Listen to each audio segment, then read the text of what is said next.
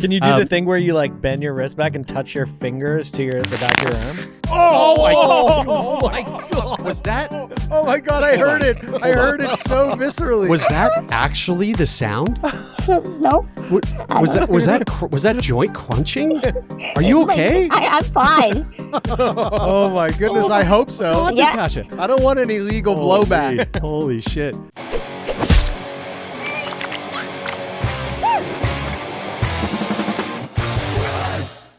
Natasha, you've essentially lived two completely different lives in one little body. That is true. Let's start on the day that everything changed for you, September 28th, 2011. It's actually 2010.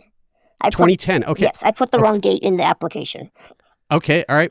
Well, you're bad. September 28th, 2010. Yeah. Can you tell us about the version of you, the way you were before your accident, before your surgery? So I was diagnosed. Oh God, how old was I? I was 1 when I was diagnosed. So this was in 1995, and I was diagnosed with a disease, disorder, whatever you want to call it, called mucopolysaccharidosis, or in most people's terms, Morquio. It is a recessive genetic disorder that I am missing. Essentially, I am missing an enzyme that breaks down basic sugars. So my body then stores those sugars in my joints. And because of that, my ligaments are very loose.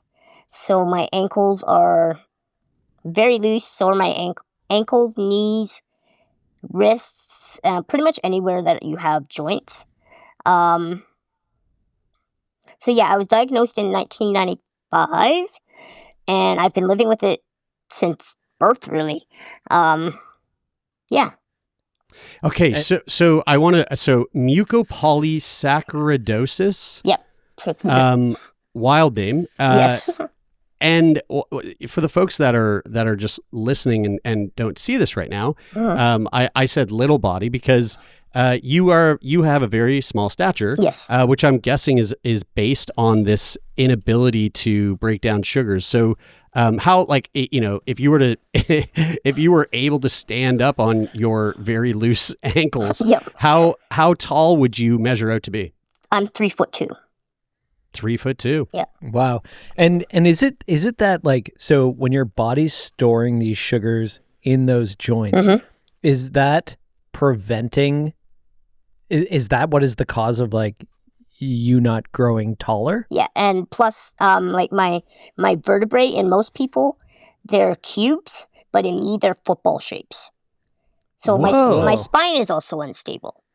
I would say so. Yes. Holy shit. Can you imagine trying to, like, you take a stack of poker chips, Yeah. pretty easy to stack them pretty high. Yeah. You take a stack of footballs. Are we Have you ever talking seen footballs? how easy it is to fumble a football? Are we talking about footballs shaped like Footballs. like vertical or horizontal? Vertical. Oh, yeah, well, Wait, good standing fuck, on their, good like, fucking footballs standing on their heads. Yeah. So essentially, Oh, wow. Yeah. That's Isn't it crazy? wild. I think what immediately struck me when you started talking about the origins of your condition is that, and we've heard this probably a handful of times from like various things that people deal with, is when your body doesn't do something that strikes you as like super, sort of like simple or basic, like something that everybody would just take for granted, like foundational. like foundational. It's just like, it's like, break down a sugar. It's like, there's sugar in basically everything in some form that you put inside your body. And like, just how little we know about how much we rely on our system to do something once that sugar enters our body to like perform a certain task, and how something like just like a break in a chain somewhere can cause a whole like world of stuff that until you sit down and talk with somebody who lives with that issue, you just go, oh my God, I never knew that something so simple, something so basic like that could have such a profound effect. Like if I didn't meet Natasha first and you told me that somebody didn't have the ability to break down sugar in their body, my first assumption would not be, oh, that means that they're probably a little person. I'd or go, that- they're diabetic. Yeah, right. Yeah. Yeah. Right. know? I mean, do you, so because of this issue where the protein doesn't break down the sugars properly, are you supposed to avoid sugars? No. Not Are at you all. supposed to jack up your sugar content? No. I can eat just like Neither. an average human being. Wow, interesting. Yeah. So Morquio syndrome. Yeah. I've got like a list of some of the sort of characteristics that you'll typically see with someone living with Morquio. You have short stature, which check, you've got that. All Yeah, right. for sure. Flexible joints. I saw a video of you. I don't know if you're probably like not allowed to do it, but I saw a video of you waving your wrist around like a helicopter. Like Yeah. No. Yeah, I'm not technically supposed to do that. Hey, It's a fun party trick. I'm glad you humored us and did it for us. Can you do the thing where you like bend your wrist back and touch your fingers to the back of your arm? Oh my god! Was that Oh my God, I heard it. I heard it so viscerally. was that actually the sound? No. Was that joint crunching? Are you okay? I'm fine. Oh my goodness, I hope so. God, Yeah. Natasha. I don't want any legal blowback. Holy shit. What else do we got? We also have knock knees, so knees that kind of turn and knock in. Yep.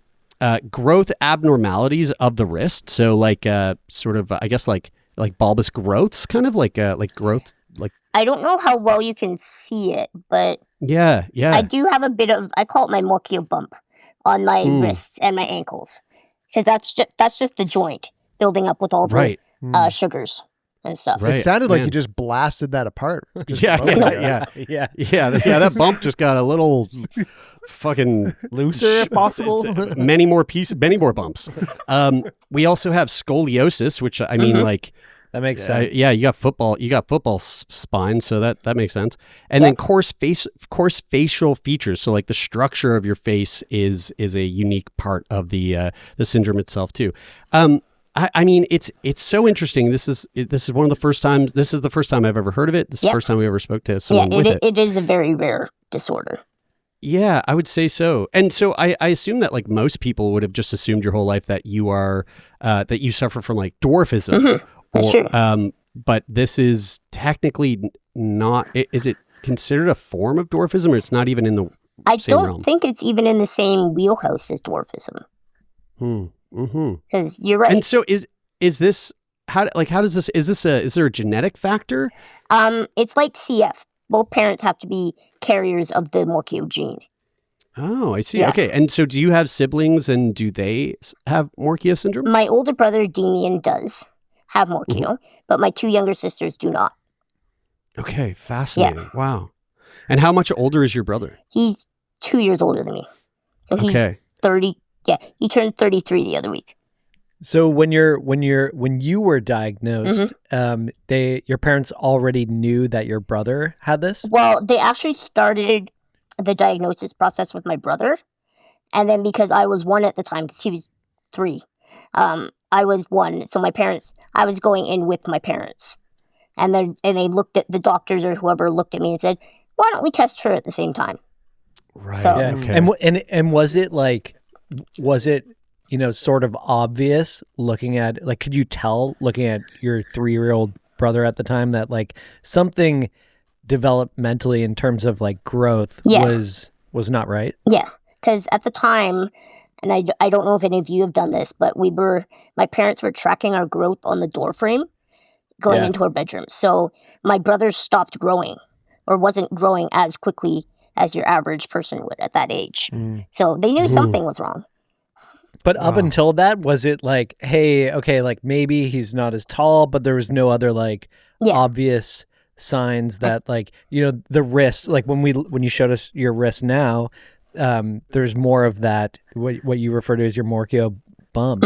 I'm assuming that wasn't there because the sugars hadn't had the time to like build up into That's probably that correct. sort of shape. Yeah. Okay. So just doing a quick like Google search here of Morquio syndrome. Oh no. mucopolysaccharidosis The dreaded Google search. I mean, it is interesting. It gives a little bit more of a kind of dialed in perspective here. It's a group of rare inherited metabolic disorders characterized by the body's inability to break down certain sugar molecules called glycosaminoglycans. Sure, yeah. Or That's how you pronounce it. GAGs. Yeah, there you go. This enzyme deficiency leads to a buildup of GAGs in cells and tissues, causing progressive damage to bone, cartilage, the heart, and other organs, often resulting in physical and sometimes neurological symptoms. Yeah. The severity and specific symptoms can vary significantly between many different types of Morquio syndrome, with some impacting the brain and others affecting primarily the body. So the brain part, is that something that you've found has affected you? And if so, how? My brain is not affected at all. Okay. Yeah, Morquio is the only one out of those mucopolysaccharide conditions that there is no brain impairment at all. Oh, I see. Okay, so Morquio is one of I think series there's of those 7 of them in the MPS family. So, I mean, I sort of alluded to this at the beginning, and we will get into it, but there was a shift in life after September of 2010, and we will get to that. But just to hone in on living with Morquio, what was life like for you as a child growing up with Morquio while still being, fully ambulatory and moving about? Well, I mean, I didn't know any different because that's all I've known. But I do know that when my brother and I were much younger, up until I think I was 7 or 8, my parents would pull us to school in a wagon. Like, we would just be going down the street, sitting in a wagon, walking us to school. That's the fucking cutest thing I've ever heard in my life. Yeah. And then when I was 7 or 8, I can't remember exactly, we started the process of getting me and my brother wheelchairs, electric wheelchairs, because I don't know very many 8-year-olds that want to be pulled to school, or 10-year-olds for that matter, pulled to school in a wagon. So, right, sure. I get it at that age. I was walking out of Costco the other day, and there were some ladies with a wagon, and I wanted so bad just to hop in that thing. Wagons are very hot right now. Yeah. Very hot. Oh yeah. Very hot in the parenting Says the community. dad. Yeah. A few from the horse's mouth. I'm telling you. I also know the feeling, Jared, that you're talking about, but for me, it's triggered with shopping carts. Okay, yeah. Jump in their I shopping cart. just want to get in the little part where you can sit, and have your legs dangle through. Well, now when I go to the grocery store, if I have Zaya or Naya with me, I get the big one that has like a big plastic fire truck sort of thing attached onto it for kids. So they feel like they're in like the police car or the fire truck or whatever. And I'm like, man, this is awesome. See, it sucks for us because like that looks so fun. We can't do it. We're too big. But Natasha, you're like, I fucking chuck me in the fire truck. Let's go. I could do it. Yeah. I mean, I never used one of the fire truck ones, but I've definitely been in the shopping. I know, right? carts. We were too old. Yeah. Yeah. We're too old. So what were like like for you growing up, like what were the social challenges that you faced living with an illness that like is very very visually obvious and has comes with a whole slew of different accessibility challenges and whatnot?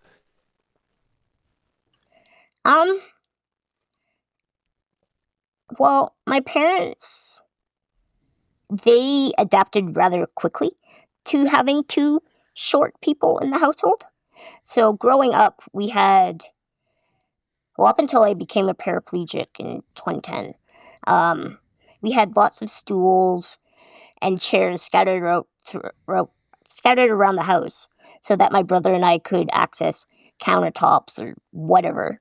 And in 1999, we did a big, huge renovation to our house to make it more little people friendly.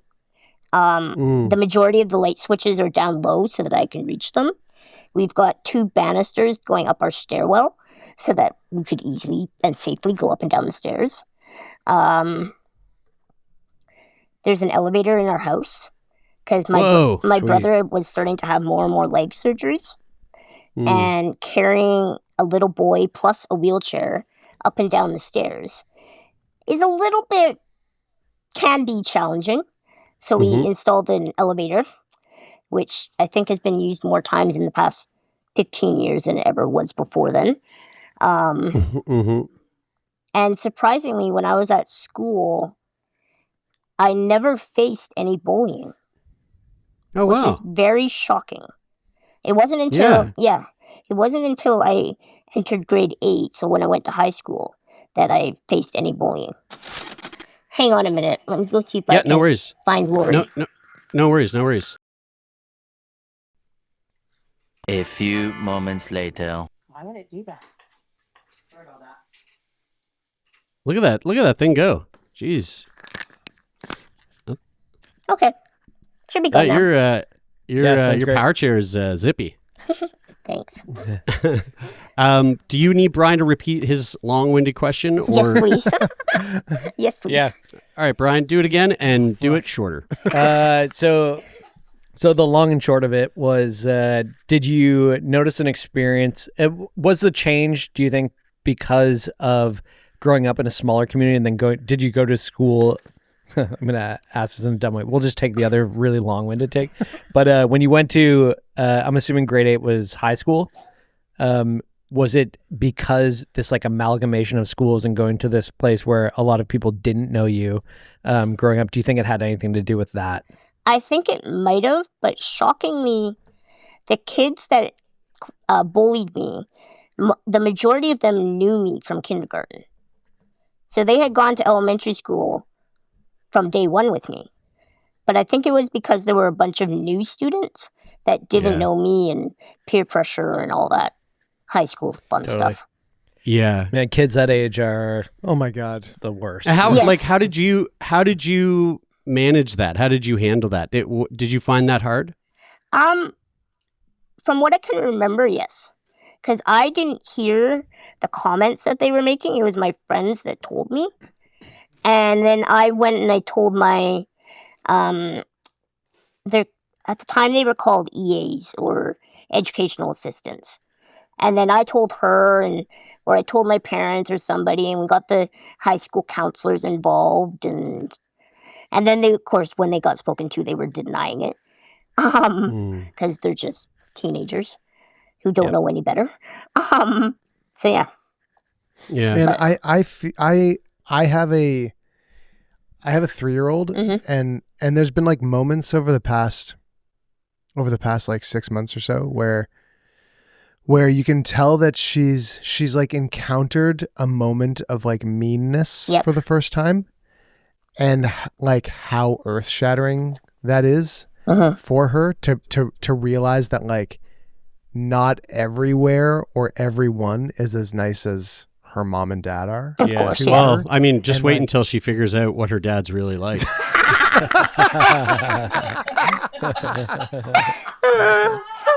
gonna be. You think then her world's really gonna get blown to pieces. Absolutely earth-shattering. Yeah. I think maybe the meanest person she met, that was Uncle Jeremy when he did the no. We don't stab your eye trick to her. We don't have to go into that. Oh my God. What a way to break through a really authentic moment. Reflecting on the horrific nature of shattering somebody's innocence. That's my specialty. So one thing I'm curious about is treatment options for Morquio. What does that look like? Is this something? Because like as someone living with a genetic disease like myself, most of the treatments I've had over the span of my life have been like treatments that are targeting symptoms specifically. Yeah. And now we're entering this like new era where there's like gene modulators and gene specific therapies. So for most of your life growing up, like what sorts of treatments were available to you, and what was their purpose? I'm trying to think if there were any specific treatments. I know I did have, I've had 7 surgeries, but they were mainly to correct or prevent things that go along with Morquio. Like, my first surgery was actually when I was 5, and it was called a osteotomy bilateral tibia. Sorry, I'm looking at my notes over here. And they pretty much went in, and I'm not exactly sure what they did, but they were trying to correct the straightness of my tibia and fibia bones in my legs. And then after that surgery, I had external fixators for a few months, and then had to go back in and get them removed. So I had metal rods coming out of my legs. Okay, yeah. So surgery seems like, it's like there's not much to really take in terms of medications and stuff. Yeah. It's more so your body it has this inability to break down sugars, and so you're going to have these issues that come with the disorder, as well as all the other like structural issues that you face with like your spine and all that stuff. And so like we're not going to treat any of the symptoms, but rather as the disease progresses, as you get older, because of those structural issues, we're going to go in and just do surgery to try to prevent further damage from happening. And does that mean, so like if they're not, treating the buildup of sugars, is there a risk of like having a shortened life expectancy? Yes. What does that look like? Like, what would your parents have been told when you were first diagnosed? When my brother and I were first diagnosed in 95, my parents were told we wouldn't make it past the age of 5. Whoa. Oh, crazy. I'm 31 now. So I've exceeded that by 26 years. So I guess it's because there's been such an advancement in medical care and medicine, really, that has allowed patients with Morquio to live longer. Like, there's now it's called enzyme replacement therapy for people with Morquio. I think it came out in 2016, and it doesn't help cure it, but it helps limit the progression of the side effects and stuff. Okay. So that is also helping. I am not on like would that look like if somebody was born today and then I'm not sure if this is like screened for, if this is like in like routine screening or something like that, but like let's, for the sake of the argument, let's say it is, and somebody's born today and they know like right as soon as they're born that they have this condition and they could do this enzyme replacement. Like, would that look like, maybe not somebody who has no issues at all, but like maybe is like a little bit taller and their spine, their vertebrae aren't as football shaped and their wrists don't have quite as many, but like it would be like they night and day compared to your experience. Yeah. Because like one of the other side effects that I have experienced is I think it's classified as a chronic lung condition. My lungs don't function as well as your average human, not including you, Jeremy. So people with Morquio in general get short of breath and winded a lot quicker than average. So and what's the mechanism for that? Is it due to the slight stature, or is it more so something to do with the sort of lack of protein development? That's a good question, I think, but I think it has to do with short stature, because all our internal organs are your average age size. Yeah.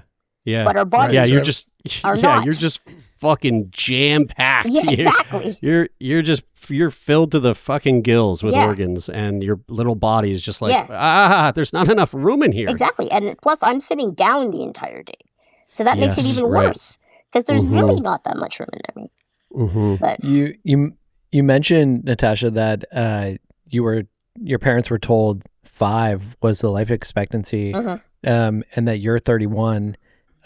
Is your brother doing okay? Is he actually passed away when he was 18 and a half.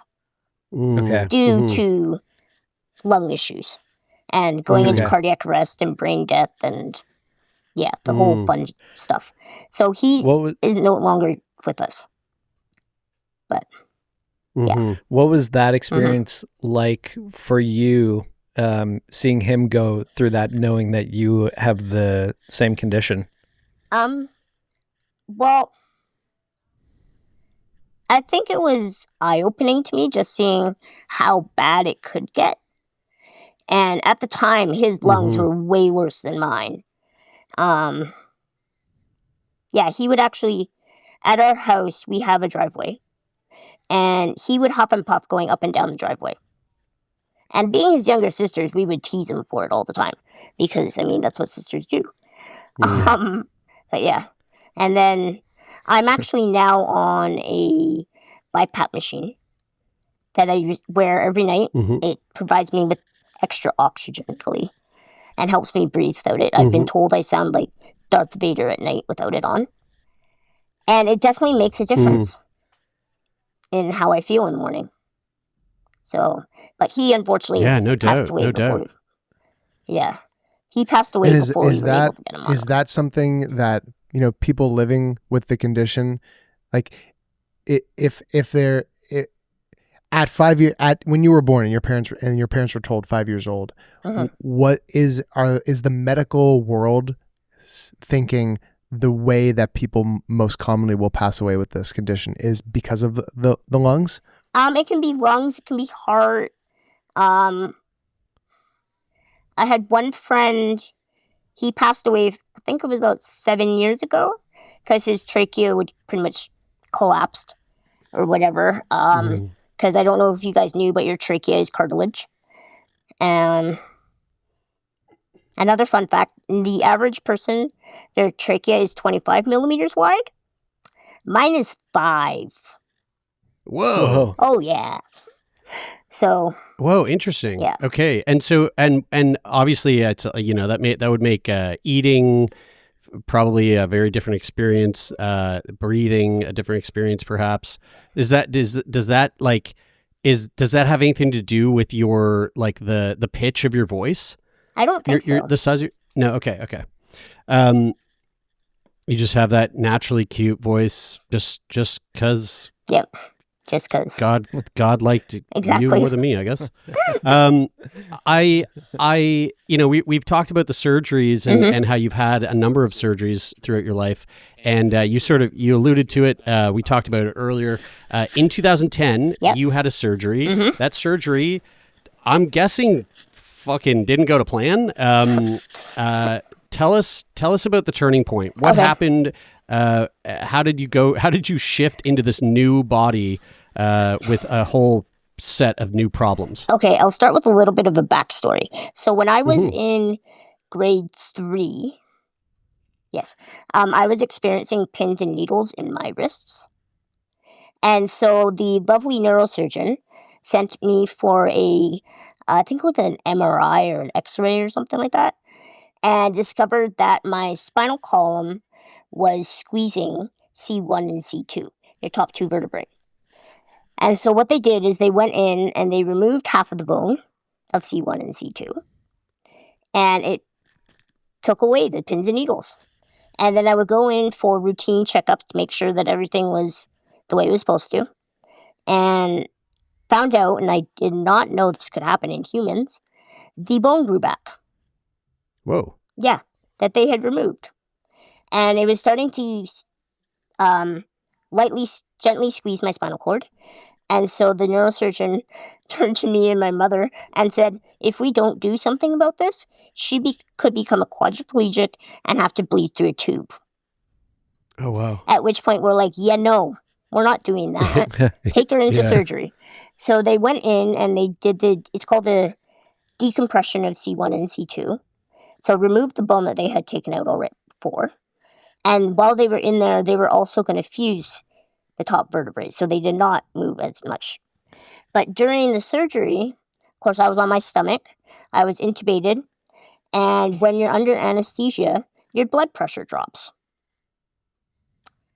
And unbeknownst to the surgeons or anybody, my spinal cord narrows at about C4, T4, kind of the middle boob area. And because of this narrowing, my blood did not have enough pressure to get all the way down my spinal cord. So I had what's called a spinal stroke in the middle of the surgery. Scared the living daylights out of the doctors because they were not anticipating this. The or somebody came out, told my parents what had happened. They were stopping the surgery right away. And the fusion part has never happened. It's been shot to the moon and is never coming back. I refuse to let doctors touch my neck. Because I'm just like, no, been there, done that, don't need you to. So I quote unquote walked into surgery the morning of September 28th, 2010, came out and could not feel my legs. Wow. Yeah. It was earth-shattering, to say the least. And you were 16 years old at that time? Correct, yeah. So when you have a as you called it, spinal stroke, what's happening that is preventing that then leads to the loss of feeling in your limbs? I think it was mainly because the blood couldn't get down and provide or give the oxygen and the blood to the nerves that are down there. So as I tell people, the nerves from that area of my spinal cord to the brain don't work. But the nerves from that area of the body to the spinal cord do work.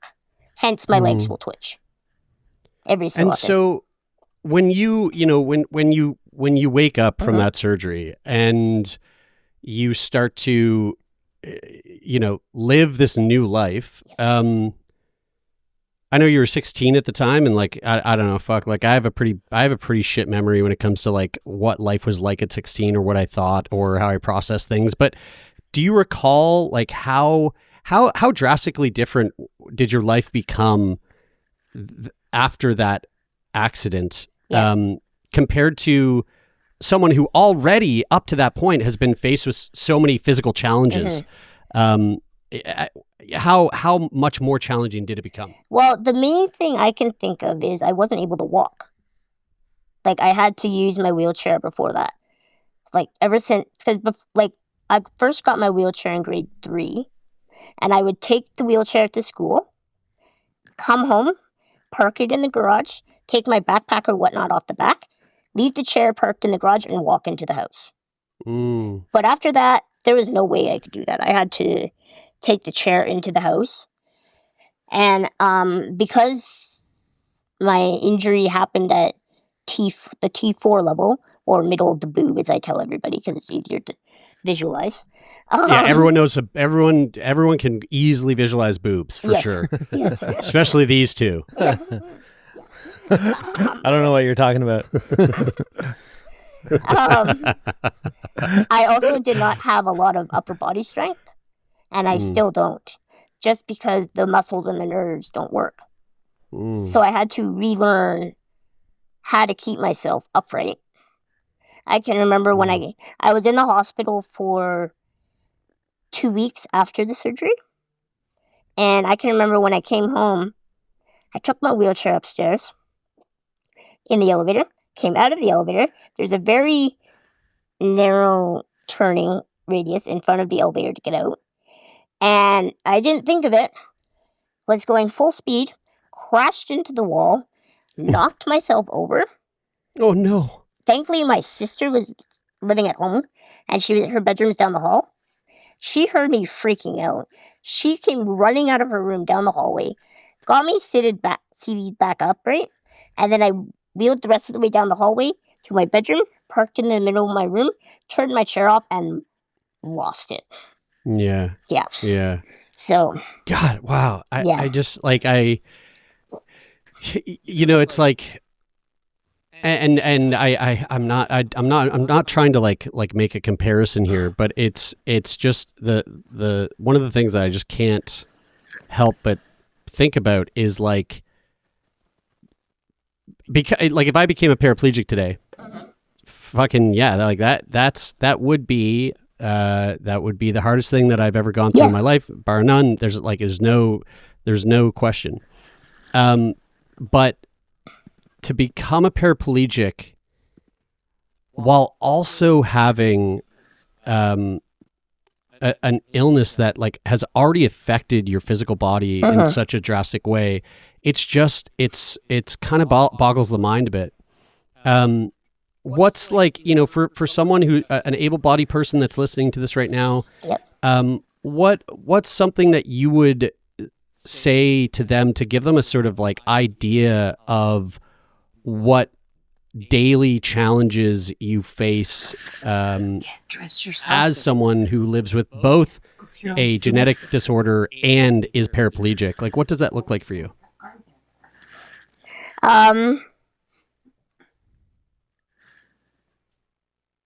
You now have support people 7 days. Yes, I now have support people that I use every day. They come at 8:30 in the morning, and she leaves Lori, who's off to the side giving me hand signals. That's why I keep looking to the side.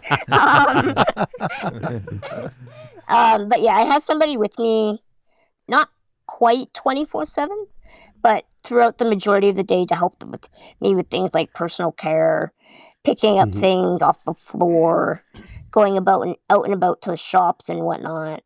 So it in a way, it took away a lot of my independence. Because before that, of course, I could walk and do things for myself, right?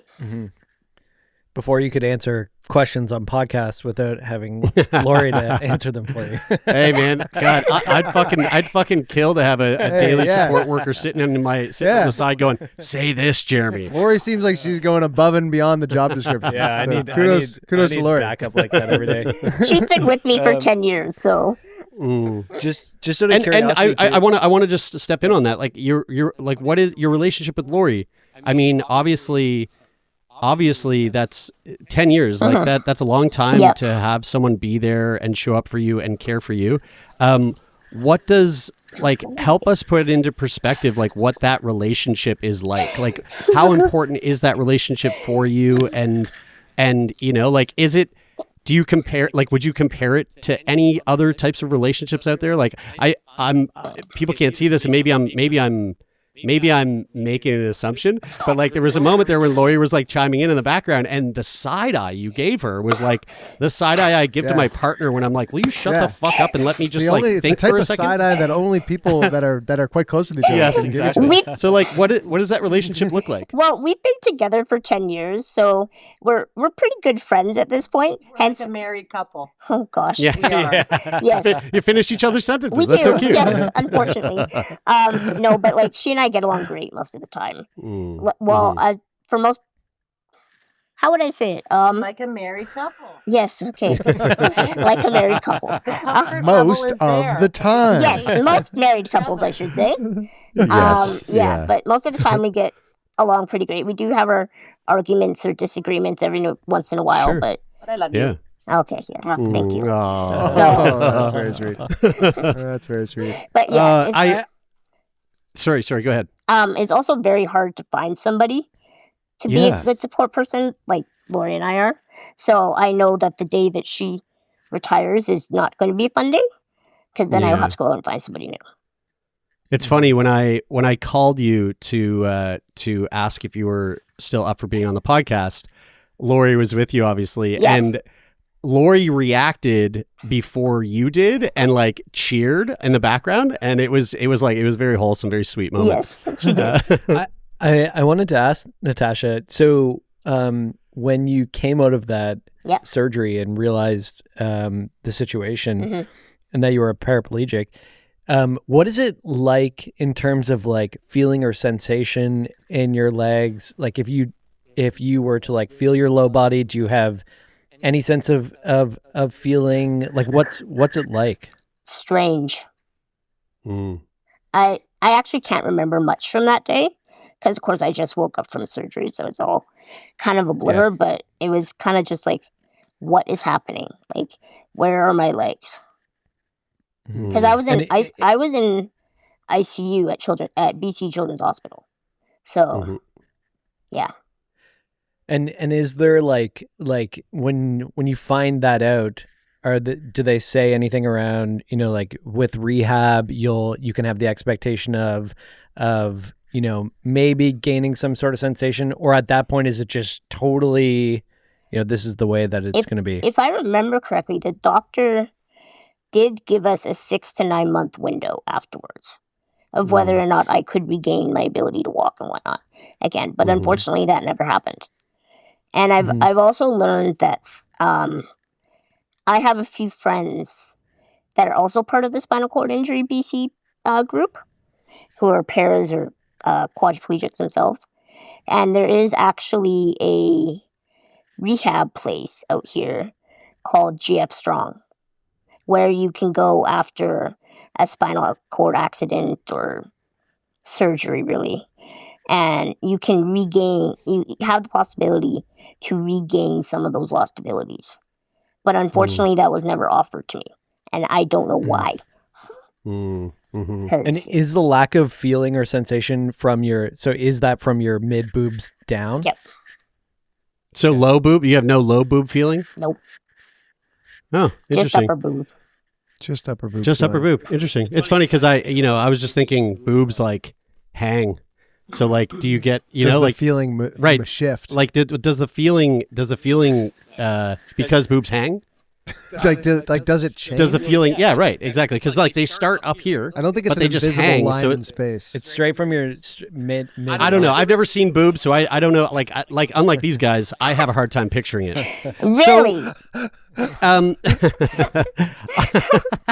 That's a lie.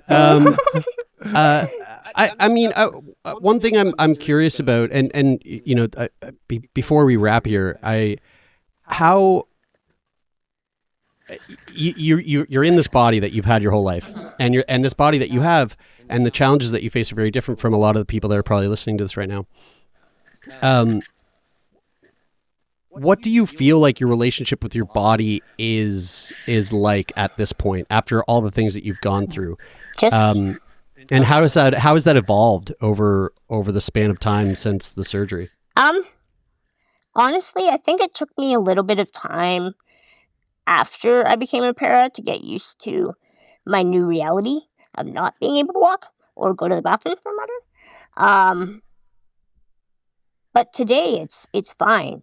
It's my quote unquote new normal. I'm used to it all. Mm-hmm. I mean, there are still some days that I curse myself. Well, yeah. And wish I could. But for the most part, it's pretty good. Mm. Do you have an ostomy? A what?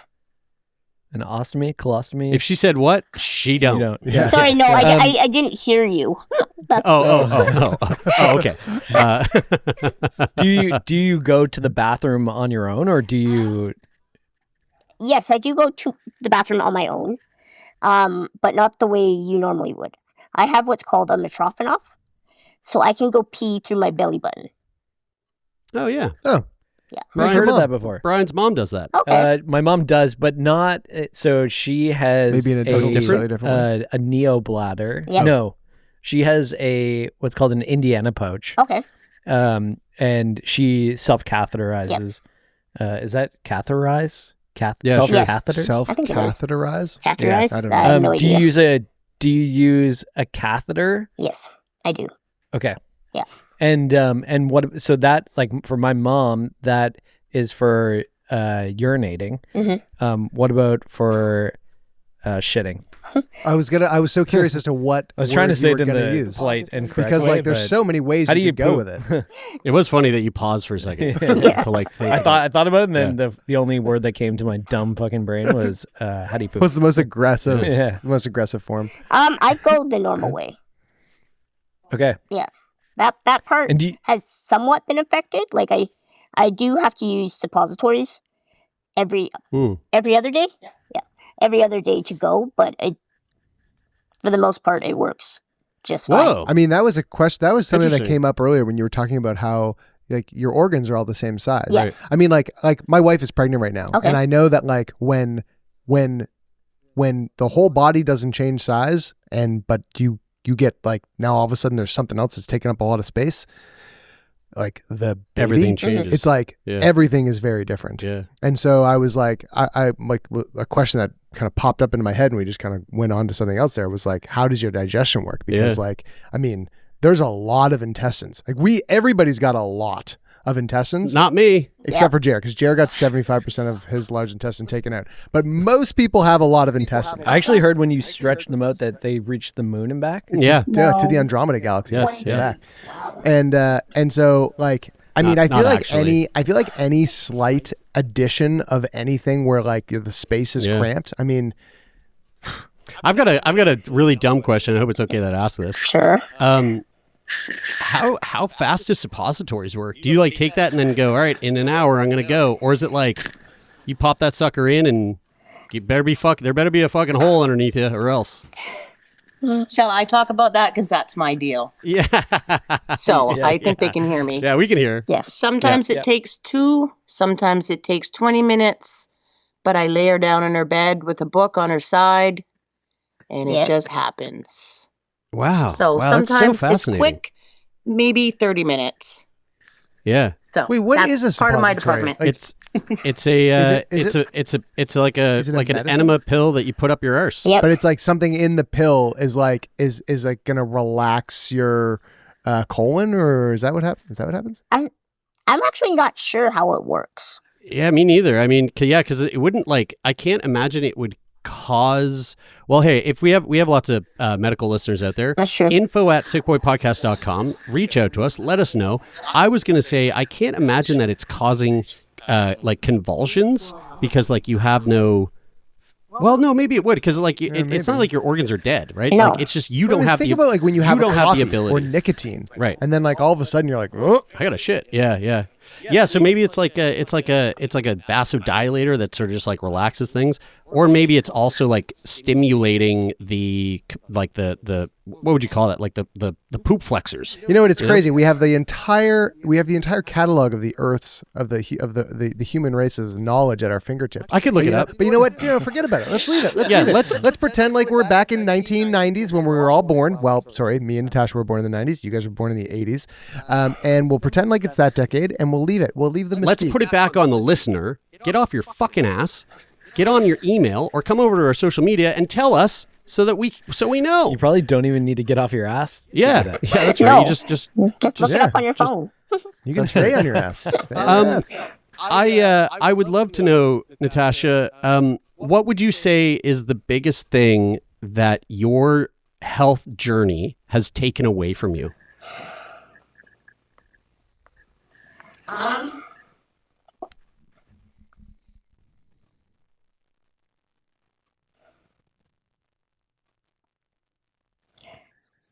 To be kind of blunt, my ability to walk. Mm-hmm. Because besides that, I don't think I can't really think of anything. So yeah, my ability to walk and independence. What would you say is the biggest thing that it's given you? Well, the Morquio part it allowed, through our involvement with BC Children's Hospital and stuff, my brother and me and my whole family, so me, my brother, my 2 younger sisters, my mom and my dad, were selected as champions across Canada, I guess, and we got to go to Ottawa and Disney World for free. Nice. And got to meet the Prime Minister at the time, Jean Chrétien. Oh, whoa. Yeah. Oh, great Prime Minister. That's epic. Yes. And then the paraplegia, I would have to say it's allowed me to do things that I wouldn't normally get to do, like my Make-A-Wish opportunity, or things like that.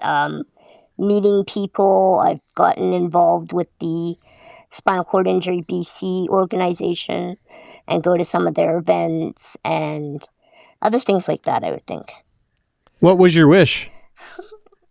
I got to meet Taylor Swift.